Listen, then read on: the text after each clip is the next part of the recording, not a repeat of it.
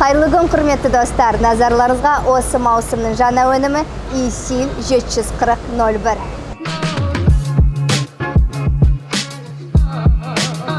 Мен сіздерге жаңа модельдің негізгі артықшылықтарын айтатын боламын.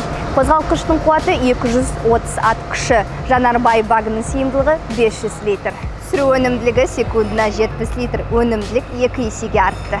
Жоғары құрылыммен артқы пластикалық капоттың жаңа дизайны, бүйірлік капот орнатылған. Бұл барлық толық ашылық жүйесін қамтамасыз етеді.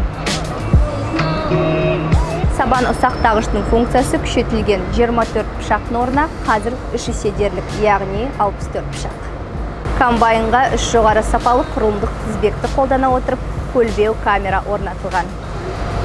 5, 6, 7 метрлік орақтармен біріктіруге болады. Жаңартылған комбайн моделінде алдыңғы модельдің комбайнына қарағанда бұнда айналмалы трап орналасқан.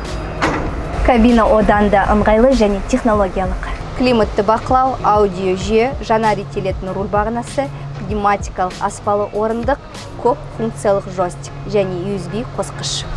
Жылыту функциясы бар тоңазытқыштан басқа, бұнда сусындарды салқындатуға арналған қорап орнатылған. Осымен достар, біз ISIL 740-01 моделіне шолуды аяқтаймыз.